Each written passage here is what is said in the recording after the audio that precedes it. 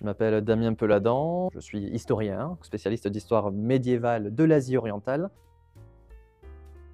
Je travaille sur un phénomène de piraterie japonaise qui, vraiment à partir de 1350, déborde de l'archipel japonais pour aller attaquer les côtes chinoises et coréennes. En particulier, j'ai pris dans mes travaux de thèse le thème un petit peu général des circulations. Comment est-ce que les circulations maritimes, c'est-à-dire les circulations humaines, les circulations matérielles, ou même les circulations parfois de savoir, de connaissances, de techniques, ont été modifiées, bouleversées par l'irruption de cette piraterie dans l'espace maritime est-asiatique.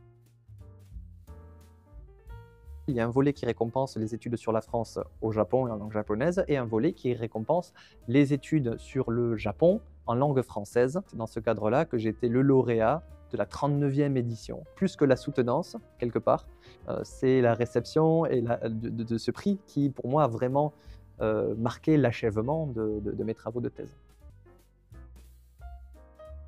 Donc j'ai été invité dans le cadre du prix Shibusawa Claudel à la Maison franco-japonaise pour donner une conférence et présenter un aspect de mes travaux. Donc j'ai décidé de présenter dans le cadre de cette conférence la question des techniques de navigation et des routes de navigation employées par les flottes pirates.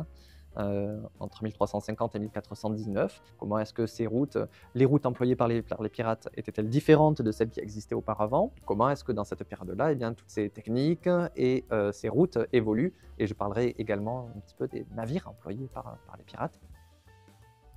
Quand on fait son parcours en études japonaises, forcément, on en entend parler. C'est une institution qui est mythique, qui fait partie intégrante du paysage des études japonaises en France, tant de par les activités qu'elle organise fréquemment que par la revue Ebisu. C'est évidemment une institution qui compte beaucoup pour les études japonaises en France.